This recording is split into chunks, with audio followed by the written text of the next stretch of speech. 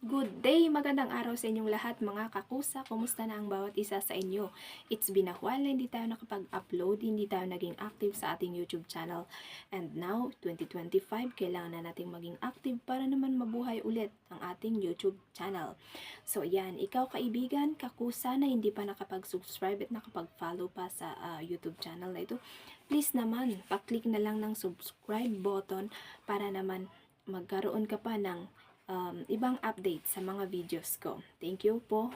Unang-una pa lang, thank you po sa suporta na pinagkakaloob at sa time na panonood na pinagkakaloob ninyo. Okay, so sa videong ito, mula sa taong ito, pag-focus muna tayo sa ating bagong niche, which is, yun ay ang pagkakaroon ng isang maliit na negosyo, na isang maliit na pagkukunan, isang basta magsisimula tayo sa isang maliit na negosyo. Yan na muna ang ininish natin kasi naisip-isip ko, kailangan natin ng isang pagfofokusan. So, yun na muna. Magpapa-financial freedom muna tayo sa taong ito.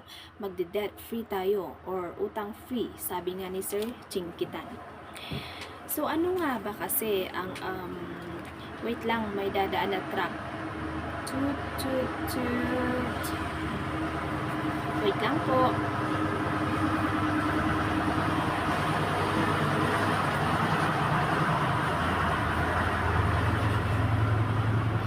Okay, we're back. Yan. Dumaan na yung malaking sasakyan. Going back, ngayong 2025, ano nga ba ang pwede nating itayong negosyo or ano nga ba yung pagkakakitaan na pwede nating gawin. So, syempre, ang pinakaiisipin or ang pinakamadali ay ang pagkakaroon ng sari-sari store. Ikaw or tayo, halimbawa ako na babae, kayang-kaya kong gawin yon. Or kahit ikaw na nanay, busy sa anak, at least kung nagsari-sari store ka, pwede mong ialat yung time mo sa pagbabantay ng store mo kapag yun ang gagawin mong negosyo. Ayan. So, alam ko na hindi madali ang pagkakaroon ng isang maliit na negosyo kasi nga wala naman talagang madali, kailangan paghirapan. Pero, kung gusto natin talagang gawin yon, kailangan nating simulan and kailangan nating i-pursue. Ayan. So, basically, kasi nga ang focus natin ay ang ating sari-sari store, mula sa video ito, sa taong ito, ang aasahan yung i-upload natin ay ang ating experience sa ating pagsasari-sari store. Ayan. So, dito muna magtatapos ang ating vlog. Baka masyado nang matagal. So, andito ako ngayon sa aking maliit na, pinatayong sari-sari store ngayong 2025.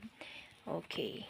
So, yan muna. Diyan. Yan. Nandito ako ngayon sa, hindi siya malaki guys. Hindi siya malaki na sari-sari store. Pero at least, may masasabi tayong atin and may masasabi tayong nasimulan na negosyo. Ayan mga kakosa, so dito muna tayo magtatapos. Please, kung hindi ka po nakapag-subscribe, mag-subscribe ka na para po ma-update ka sa aking susunod na i-upload. Maraming salamat! Bye!